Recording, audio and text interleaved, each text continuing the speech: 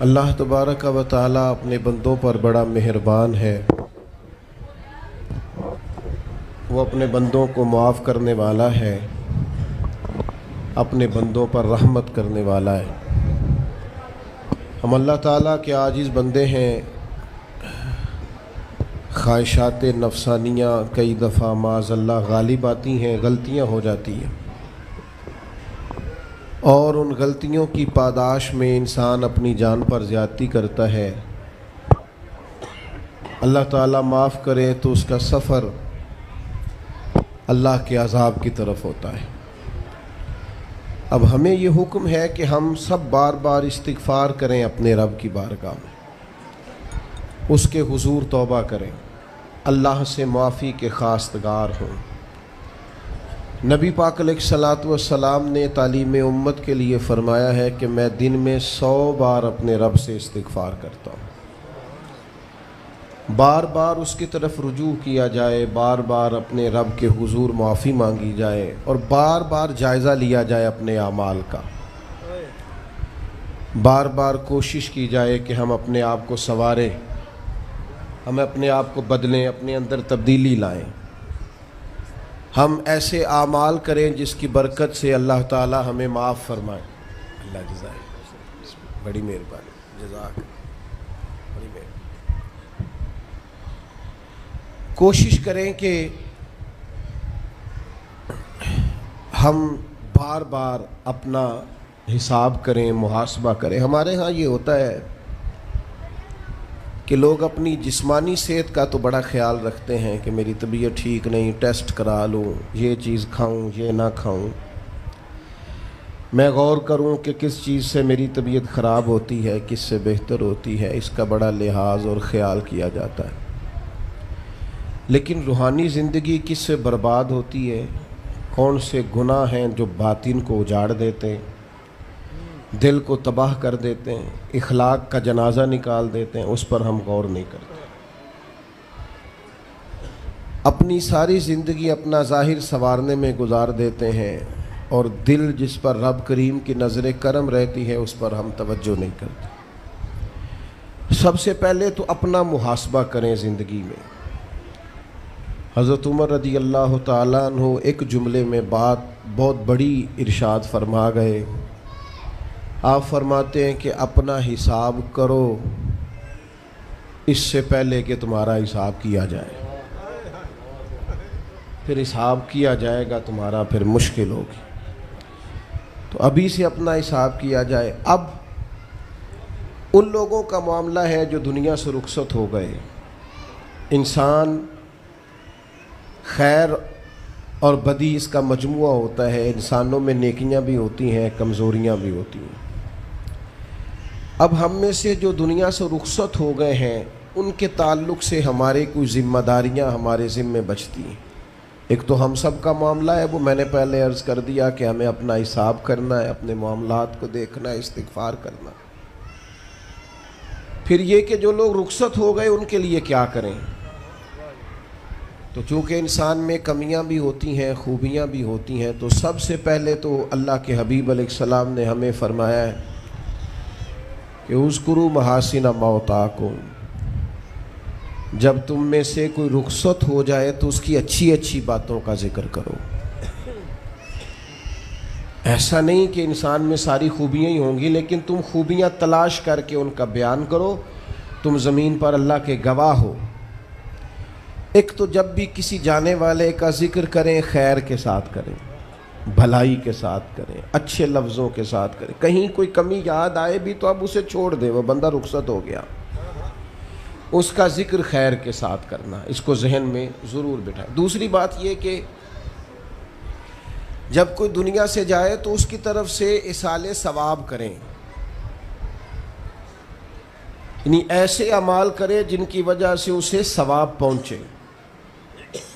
اب ہمارے ہاں جو رسم و رواج بعض بن گئے ہیں، بڑی بڑی دیگیں، بڑے لاؤ لشکر، نامی گرامی بندہ ہے تو نامی گرامی آؤ جاؤ تو کھانے تو بڑا جلسہ تو پتہ لگ جائے لوگوں کو، تو پہلے تو یہ یاد رکھو جس کام میں تھوڑی سی بھی ریاکاری ہو اس پر اللہ کی بارگاہ سے اجر کی امید کیسے رکھتے ہو؟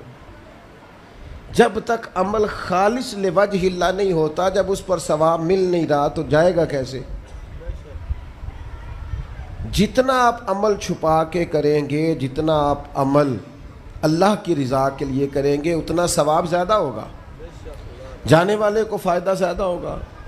وہ میں ختموں پہ جاتا ہوں کئی دفعہ تو وہ کہتے ہیں اتنے لاکھ روپیہ مسجد کو دیا، اس کا بھی اعلان کر دیں، اتنے قرآن پاک پڑھے ہیں تو اس کا بھی اعلان کر دے۔ کس کو بتا رہے ہو اعلان کر کے؟ اللہ کو تو پتہ ہے تم نے کیا پڑھا ہے، یہ پرچیاں پڑھ پڑھ کے کس بات کی سنا رہے ہو؟ کیا مطلب ہے اس کا؟ حضرت عبداللہ ابن مسعود رضی اللہ تعالیٰ عنہ فرماتے ہیں بعض ریاکار مر کے بھی ریاکاری نہیں چھوڑتے۔ حضور مر کے ریاکاری نہیں چھوڑتے، مرنے کے بعد کیسے ہوگی؟ فرماتے ہیں ان کی خواہش ہوتی ہے جنازے بڑے ہونے چاہیے، لوگوں کو پتہ لگ جائے فلانا گیا، مرنے کے بعد بھی تو دکھاوا کر رہا۔ حضرت ابو ذر غفاری رضی اللہ تعالیٰ عنہ کا جنازہ چند لوگوں نے پڑھا ہے، 4-5 لوگوں نے، اور حضور کے محبوب ترین صحابی ہیں۔ بڑا جنازہ بھی بڑی بات ہے، اللہ تعالیٰ توفیق دے تو اچھے لوگوں کے بڑے جنازے، لیکن کسی کا جنازہ چھوٹا بھی ہو جائے تو مطلب یہ نہیں کہ بندہ ٹھیک نہیں تھا۔ بات کی سمجھ آ رہی ہے؟ تو میرے عزیز، اصال ثواب کریں تو اللہ کی رضا کے محض پتہ ہوتا ہے محلے میں غریب کون ہے، اپنے والد اور والدہ کے نام پر غریب کو دے دیں، کسی مقروض کی مدد کریں، اس بیچارے کی جان چھوٹ جائے۔ آپ کوئی گلی ٹھیک کرا دیں جہاں سے لوگوں کا گزرنا آسان ہو، آپ کچھ ایسا نظام کر دیں جس سے لوگوں کے لیے آسانیاں پیدا ہو جائیں، لیکن آپ محض وہی کام کریں گے جس سے دکھاوا ہوگا تو کیا امید کرتے ہیں اس پر اجر کی؟ تو اصال ثواب دیکھیں قوم کو ضرورت کیا ہے، وہ والا اصال ثواب کریں۔ حضرت سعد رضی اللہ تعالیٰ عنہ نے جب آن کر کے عرض کیا تھا کہ یا رسول اللہ صلی اللہ تعالیٰ علیہ وسلم، میری والدہ کا انتقال ہو گیا ہے تو میں ان کے لیے کیا کروں؟ تو محبوب نے فرمایا کہ فلاں جگہ پانی کی قلت ہے تو وہاں کنواں کھدوا دے۔ معنی کیا ہے کہ اس پانی پینے سے اللہ تبارک و تعالیٰ تیری ماں کو اس کا اجر عطا فرمائے گا۔ صدقہ تو جس چیز کی ضرورت ہے آپ وہ چیز کر کے دیں، اور ختم چپ کر کے بھی ہو جاتا ہے، گھر کے اندر بھی ہو جاتا ہے، اکیلے بھی ہو جاتا ہے، اس کے لیے لاکھوں کروڑوں لگانے کی کوئی ضرورت بھی نہیں۔ چوتھی بات، تیسری بات، کوشش فرمائیں کہ جو نیکیاں جانے والا کرتا تھا وہ نیکیاں جاری رہیں، اس کے بچے، اس کی اولاد، اس کے سارے رشتہ دار ان نیکیوں، اگر وہ کوئی بھلائی کرتا تھا تو وہ بھلائی ہوتی رہے، وہ جاری رہے، وہ سلسلہ آگے بڑھایا جائے۔ ہم یہ کرتے ہیں کہ ہم خیر کے کاموں کو جاری نہیں رکھتے، بلکہ والد کے جانے کے بعد تو بچے بڑے سیانے ہوتے ہیں، وہ کہتے ہیں ابا جی کو تو بس وہ فلانا غریب بھی لوٹ کے لے جاتا تھا، فلانا بھی اپنی مجبوری سنا کے، تو ہم تو سیانے ہیں۔ او خدا کے بندے، حضور علیہ السلام نے فرمایا تمہیں جو روزی دی جاتی ہے وہ تمہارے کمزوروں کی وجہ سے دی جاتی ہے، وہ جو ضعیف کمزور لوگ تمہارے دسترخوان سے کھا جاتے ہیں ان کے سبب سے اللہ تعالیٰ تمہیں عطا کرتا ہے۔ تو اس لیے یہ تو کوئی طریقہ نہیں ہے کہ آپ کے بزرگ خیر کا کام کرتے تھے آپ نے چھوڑ دیا، تو آپ ایک کام یہ کریں کہ ان کی نیکیاں جاری رکھیں۔ اور چوتھی بات یہ کہ ان کے لیے دعا کریں۔ دعا ہمیں حضرت ابراہیم نے سکھائی ہے، سورہ ابراہیم میں موجود ہے، ربنا اغفر لی ولوالدی، یا اللہ مجھے بھی بخش دے اور میرے ماں باپ کو بھی، وللمؤمنین یوم یقوم الحساب، اور جس دن تو حساب لے اس دن سارے مومنوں کی بخشش فرما دے۔ ایک شخص نے نا حضور علیہ السلام کے سامنے دعا مانگی، اللہ مجھ پہ رحم فرما اور اپنے نبی پہ رحم فرما۔ حضور فرمانے لگے تو نے اللہ کی رحمت کو محدود کیوں کر دیا ہے؟ تو کہہ سارے مومنوں پہ رحم فرما، سب پہ رحم فرما۔ بھائی سب کے لیے دعا مانگیں۔ یہ 2-4 بچوں کا موبائل کا مسئلہ رہ گیا، باقیوں کا بیٹا بیٹھ جاؤ، پیارے بیٹے بیٹھ جاؤ، پتر بیٹھ جاؤ، آپ بھی بیٹھ جاؤ بیٹے، آپ بیٹھ کے بنائیں، اس میں کیا رہ جائے، کھڑے ہوتے ہیں بیٹا تو پچھلوں کو دقت ہوتی ہے۔ سنو، زیادہ غور سے سنو، میں تھوڑی تقریر کرنے والا مولوی ہوں، لیکن یہ اللہ کا فضل ہے کہ میں اگر 20 منٹ بات کروں گا تو اس 20 منٹ کے اندر آپ کو 20 سبق ضرور حاصل ہوں گے انشاءاللہ تعالی۔ ہاں، وہ کوشش ہوگی کہ وہ جتنی بات ہے وہ تربیتی ہے۔ وہ بعض دوستوں کا خیال ہوتا ہے لمبی تقریر کرے، میں کیا ہوتے وہ بندہ کر سکتا ہے جنہیں ایک شعر ہی 20 منٹ پڑھنا ہوئے، اجے مزہ نہیں آیا، اجے دوبارہ پڑھو، اجے رل کے پڑھو، تو وہ تو پھر 1.5 گھنٹہ بھی کام چل سکتا ہے۔ تو جس نے ٹو دی پوائنٹ بات کرنی ہو اس کے لیے تو 10 منٹ بھی بڑے ہوتے ہیں، اور ویسے بھی تقریریں پیٹ بھرنے کے لیے نہیں ہوتی، عمل کرنے کے لیے ہوتی ہیں۔ اب تو میں ویسے بھی ذرا مصروف زیادہ ہو گیا ہوں، بہت ساری جگہوں پہ جا نہیں پاتا، تو ایک جگہ میں گیا تو ایک بزرگ مجھے کہنے لگے پچھلی دفعہ تسی 40 منٹ تقریر کی تھی سی، ایت کی زیادہ کرنی۔ میں کہا 40 منٹ والی تھی عمل ہو گیا جی۔ تو اگر تقریریں کانوں کی لذت کے لیے سننی ہے تو سنتے رہیں، پھر تو کئی راتیں لوگ جلسے سنتے ہیں۔ مقصود کیا ہے، نتیجہ کیا ہے؟ جو عرض کر رہا ہوں اس پر غور کریں، سب کے لیے دعا کریں۔ ایک بات خاص کرنے لگا ہوں، حضرت ابراہیم نے تو بخشش بھی سب لوگوں کی مانگی، حضور علیہ الصلوۃ والسلام بھی دعا کرتے تو امت کے لیے دعا کرتے۔ کبھی اپنے بھائی کے لیے بھی تو دعا کرو نا یار، اللہ تعالیٰ اسے بھی ذرا زیادہ روزی دے، بھتیجوں کے لیے بھی دعا کرو، بھانجوں کے لیے بھی کرو۔ توجہ ہے آپ کی میری بات پہ؟ ادھر دیکھیں جی، غور کریں بات۔ ویسے دعا کرنی چاہیے کہ نہیں محلے داروں کے لیے کہ یا اللہ ادھر والا پڑوسی بھی امیر کر دے تو ایس پاسے والا بھی ہنس دے ہو ہاں نہ نہیں کر دے، یہ دعا مانگنی چاہیے کہ یا اللہ میرے پڑوسیوں کو۔ نہیں آپ بول ہی نہیں رہے، تسا کتوں منگنی دعا؟ منگنی چاہیے نا، مانگتے ہیں ہم۔ ایسی ہوا چلی ہے کہ ہر شخص سوچتا ہے تمام شہر جلے بس ایک میرا گھر نہ جلے۔ او خدا کے بندے کبھی محدود نہ کر خدا کی رحمت، سب کے لیے مانگ اس سے، وہ بڑا کریم ہے۔ تو کہہ یا اللہ سب کو دے اور سب کے صدقے ہمیں بھی دے۔ لیکن ہم نا دعاؤں میں بھی اپنا ظرف اور حوصلہ بڑا نہیں کرتے، گنجائش پیدا نہیں کرتے۔ دیکھو داتا گنج بخش علی حجویری رحمۃ اللہ علیہ نے لکھا ہے کہ ایک بندہ نا حج کرنے گیا تو ہر جگہ دعا مانگتا تھا، یا اللہ میرے دوستوں کو نیک کر دے، یا اللہ میرے دوستوں کو نیک کر دے۔ عرفات میں بھی، منا میں بھی، مزدلفہ میں بھی، بیت اللہ شریف کے پاس بھی، ہر جگہ یا اللہ میرے دوستوں کو اچھا کر دے۔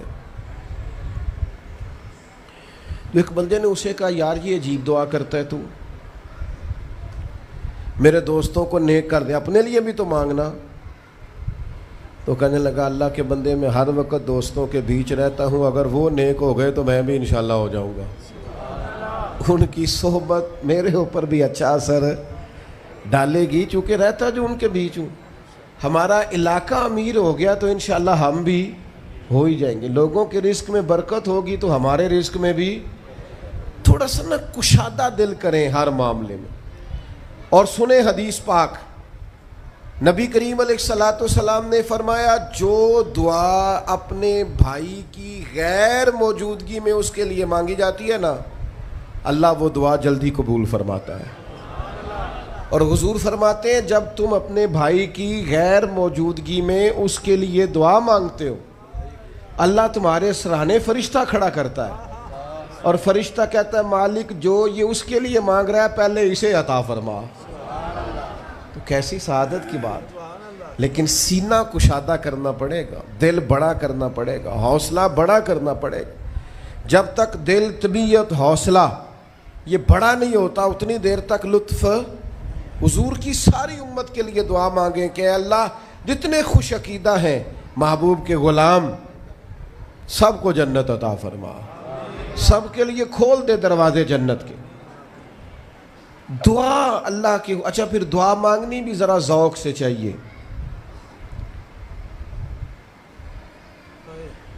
کسی بندے نال ذاتی کام ہوئے، ذاتی کوئی لوڑ پہ جائے وہ کیویں کرائی دا پلا جی؟ تو پتہ ہے سارے گل دا۔ السلام علیکم جناب، کہندا وعلیکم السلام، کتھے ہو جی؟ میں تے دور ہاں کدھرے، تسی حکم کرو۔ کہندا نہیں ٹیلی فون والی گل ہی نہیں، مینوں مل کدھرے؟ اور رات کو کسی وقت کہتا میں 2 بجے آؤں گا، میں جاگنا یار مجبوری بڑی ہے، تو پاویں 3 بجے آ مر مینوں مل کے سویں۔ پھر اس کو جا کے مجبوری بتاتے ہیں، کلیاں قسمیں اٹھاتے ہیں، اور یہ بھی اس کو کہتے ہیں بار بار کہ میں سارے دوستاں سنگیاں ساتھیاں ساکاں نو آکھ بیٹھا، تیرے تو بغیر گل کو نہیں سنی کسی بھی۔ پورا قائل کرتے ہیں اس کو، پورا مجبور کر دیتے ہیں مدد کرے۔ کرتے ہیں کہ نہیں ایسا؟ لوگ کرتے ہیں نا۔ اور تمہیں پتہ ہے بندہ کیسے مانتا ہے، منا لیتے ہو تو سیکھ جاؤ نا رب کیسے مانتا ہے۔ کبھی بیٹھو نا اکیلے مصلی بچھا کے اور کہو نا اس سے کہ مالک تیرے سوا کدھر جائے، کس سے کہیں، کس کی بارگاہ میں عرض کریں، کون ہے جس کے حضور جائیں۔ ایک بزرگ تھے تو ان کی بڑے درد سے دعا مانگتے تھے، تو کسی نے کہا کہ آپ نے دعا مانگنے کا طریقہ کس سے سیکھا؟ کہنے لگے اپنی بیوی سے۔ بیوی سے کیسے سیکھا؟ تو وہ کہنے لگے میری بیوی کو کوئی کام تھا گھر کا، کوئی خرچہ اس نے مجھے بتایا، تو میں نے اسے کہا ابھی میرے پاس پیسے کوئی نہیں، آتے ہیں کہیں سے تو دیتا ہوں، کرا دیں گے۔ عورتوں کی عادت ہوتی ہے 2-4 دن کے بعد پھر یاد کرایا کہ وہ کام گھر کا ہونے والا ہے، پیدا کیا ہے، بتا تیری بارگاہ میں عرض نہ کروں تو پھر میں کس سے کروں؟ بندے تو بات سنتے ہیں تو پھر وہ پردے کھول دیتے ہیں، دیتے کچھ نہیں اور لوگوں کو سناتے ہیں فلانا آیا جی پیسے پہ منگدا ہے۔ ایک سنگی سی ایک دفعہ تے انہیں پائی دا تگڑا ہے چنگا، دور کسی سنگی کو لونے کو مدد لئی تھوڑی، میں نے کہا یار تیرا بھائی ٹھیک ٹھاک ہے؟ وہ کہتا ہے دیندا تے ہے پر بدنامی بڑی کرتا ہے، سب نو دس چھڑتا ہے۔ عزت رب کی بارگاہ میں بندہ عرض کرتا ہے تو بندے کا پردہ بھی رہ جاتا ہے اور وہ عطا بھی کر دیتا ہے۔ میرے دوستو دعائیں شوق سے مانگو، دعائیں درد سے مانگو۔ وہ اکبر الہٰبادی نے کہا تھا مصیبت میں بھی اب یاد خدا ہم کو نہیں آتی، دعا منہ سے نہ نکلی جیبوں سے عرضیاں ہی نکلیں، دفتروں میں درخواستیں جمع کرانے کے لیے بڑا وقت ہے، اس کی بارگاہ میں کیوں نہیں بیٹھتے؟ اس کے حضور حاضر کیوں نہیں ہوتے جو پردہ پوشی کرے، اپنے بندوں کو نوازے؟ اور 10 منٹ نکال کے اس کی بارگاہ میں آ تو صحیح۔ حضور فرماتے ہیں رب کہتا ہے میرا بندہ جب میری بارگاہ میں ہاتھ اٹھاتا ہے مجھے حیا آتی ہے، میں خالی واپس کیسے کر دوں؟ جاتے ہی نہیں، عرض ہی نہیں کرتے۔ دعا تو مومن کا ہتھیار ہے، طاقت ہے بندے کی، شان ہے، ہر دکھ سکھ رب رسول کی بارگاہ میں کہے، طاقتور ہو جائے، اور پھر دعا ذوق سے کرے، شوق سے۔ میں چھوٹا سا آدمی ہوں، صبح مسجدوں میں نا قاری صاحب کے پاس، حافظ صاحب کے پاس بچے سبق پڑھنے آتے ہیں، الف با تا سا، میری طرح کا سب سے چھوٹا مولوی بھی سبق پڑھا رہا ہو نا، تو بچہ سبق پڑھاتے ادھر ادھر دیکھے تو قاری صاحب تھپڑ مارتے، کہتے ادھر تاک کوئی سبق میرے سے پڑھ رہا، دیکھ ادھر رہا ہے۔ اور بات بھی ٹھیک ہے کہ وہ بچہ کیسے پڑھے گا جس کا دھیان ہی نہیں، لفظوں کی پہچان ہی نہیں ہوگی۔ ڈانٹتے ہیں استاد ادھر توجہ کر۔ عجیب لوگوں نے رب سے دعا مانگ رہے ہیں، دھیان کسی اور طرف ہے، دل کسی اور طرف ہے، ذوق کسی اور طرف، توجہ ہی کوئی نہیں۔ مانگ اللہ سے رہیں، بارگاہ کتنی بڑی ہے، اور رٹی رٹائی دعائیں چل رہی ہیں، دعاؤں میں باتیں ہو رہی ہیں، ان تے بندے دعا دے ٹائم بھی موبائل نہیں بند کر دے، وہ دی بھی ویڈیو چاہیے انہوں نے، اللہ سے مانگ رہے ہیں۔ اس وقت بھی توجہ، حضرت موسیٰ علیہ السلام نے عرض کی رب کی بارگاہ میں کہ میری قوم عرض کرتی ہے مالک تو ہماری دعائیں قبول نہیں فرماتا، تو اللہ کریم نے فرمایا کلیم ان کے لفظ میرے ساتھ ہوتے ہیں، دل نہیں میرے ساتھ ہوتے۔ جملے رٹے رٹائے بولنا اور دل پتہ نہیں کہاں گردش کر رہا ہے، بات جو دل سے نکلتی ہے اثر رکھتی، پر نہیں طاقت پرواز مگر رکھتی۔ اب جو ہم جانے والوں کے لیے دعائیں کریں گے، اس میں تو ہمیں چاہیے آپ پیر صاحب سے دعا ضرور کرائیں، علامہ صاحب سے ضرور دعا کرائیں، لیکن جس ذوق سے پتر نے دعا مانگنی ہے نا والد کے لیے، وہ دوسرا کوئی نہیں مانگ سکتا. جو بیٹی نے دعا مانگنی ہے نا درد سے، وہ دوسرا کوئی. آپ خود دعا مانگیں، خود ختم شریف پڑھیں، خود تلاوت کریں. اسی بڑے منفرد لوگ ہاں. ہمارا یہ طریقہ ہے کہ ہم نے رویہ اس طرح کا بنایا ہوا ہے کہ قرآن شریف بھی کوئی اور ہی پڑھے گا ہمارے ابا جی کے لیے. وہ بھائی آپ بھی تو کوئی 2 سپارے پڑھے نا اپنے والد کے لیے. وہ میں اینے قرآن پاک پڑھائے نے، تو آپ کنے پڑھے نے بھائی؟ ایک بھی نہیں. وہ سارے مدرسے کے بچے. اور پھر آپ نے ناراض نہیں ہونا میری بات سے. قرآن پاک کے بارے میں نبی پاک علیہ السلام نے فرمایا جب تک دل جمے پڑھو، اور جب دل نہ جمے طبیعت تھکے تو چھوڑ دو. تے جڑا اسی بالاں نو بلانے آ مدرسیوں تو کہنے آ پورا قرآن پڑھ کے ہی اٹھنا جے، او دا کی مطلب ہے؟ ان کا دل کرے تو آدھا سپارہ پڑھیں، دل کرے تو 1 رکوع پڑھیں. آپ نے تو پابند کر دیا ہے. کس بنیاد پر پابند کیا آپ نے؟ آپ خود پڑھیں. اور پھر علماء نے لکھا ہے بچہ نیت کر لے والد کے لیے پڑھ رہا ہوں، کہنے کی بھی ضرورت نہیں، اللہ ثواب عطا کر دے گا. خود ایک سپارہ نہیں. اور بیٹا بیٹی بھائی سنیں میری بات، اللہ آپ کو سلامت رکھے. میری بات سنیں. اب ہم نے کرنا کیا ہے؟ اب کرنا یہ ہے کہ ہم نے خوب دعا کرنی ہے. آج بھی جن کے ختم کے لیے ہم آئے ہیں نا، ہمارا دل پورا لگ جائے. اس طرح بندہ رب کو مناتا ہے نا، یہ ضروری نہیں کہ یہاں سے سپیکر سے یہ دعا ہوگی وہی دعا ہے. آپ اپنے دل میں 2 جملے کہہ دیں اس کے لیے کہ یا اللہ تو مہربان ہے. دیکھو لمبا نہیں یاد رکھتے لوگ، جو قبروں میں پڑے رہ گئے. آہستہ آہستہ بندے بھولنے لگتے ہیں. جب کسی کا انتقال ہوتا ہے لوگ روز قبرستان جاتے ہیں. پھر تھوڑے دنوں کے بعد یہ روٹین کیے. فرمایا قبر والا ماں، میرا باپ، میری اولاد میرے میرے میرے میرے لیے دعا کریں، میرے اپنے میرے لیے دعا کریں. وہ تو انتظار کر رہا. دوستو اپنے جانے والوں کا بہترین تحفہ ان کے لیے دعا کرو. میری والدہ میرے والد چلے گئے، کوئی مجھ سے پوچھے نا ان کے لیے کیسے دعا کرتے تو میں کہتا ہوں میری سانسیں بھی دعا کرتی، میری دھڑکنیں بھی دعا کرتی. ایک دن نہیں، ایک دن میں کئی دفعہ جب بھی خیال آتا ہے ان کے. قرآن مجید نے خود توجہ دلائی وَقُلْ رَبِّ ارْحَمْهُمَا كَمَا رَبَّيَانِي صَغِيرًا. اللہ کہتا ہے کہو اے اللہ ان دونوں پہ رحم فرما، جب میں چھوٹا تھا تو میری انہوں نے پرورش کی تھی. رب نے دعا سکھائی. بھائیو صرف مسلمان کا آج موبائل بھی آباد ہے، فوٹو بھی آباد ہے، اور دسترخوان بھی آباد ہے، اور ہوٹل بھی آباد ہے. جس چیز کو آباد نہیں کرتے وہ مسلح ہے. مسلح کمزور ہے، مسلح طاقتور ہونا چاہیے. وہ بندہ طاقتور ہے جسے اللہ سے جڑنا آتا ہے، دعائیں مانگنی آتی، التجائیں کرنی آتی. خوب دعائیں مانگیں، خوب اس کی بارگاہ میں حاضری دیں. آخری بات آپ سب کے لیے میری یہ ہے کہ ہم سب نے دنیا کو چھوڑ کے جانا ہے. ہم دنیا میں اچھے عمل کرنے آئے ہیں. جڑا بچہ اتوں پردیس گیا ہے نا، ابا جی نے پلاٹ ویچیا ہے تے اماں نے زیور ویچیا ہے، تو وہ باہر کام نہ کرے تو جڑے اتوں کو بندہ جائے وہ کہندے یار تو کڈا بے وقوف ہے، تیری ماں پیو نے جڑے کام کر لیا تو وہ کردا ہی نہیں، ویلا پھرنا ہے.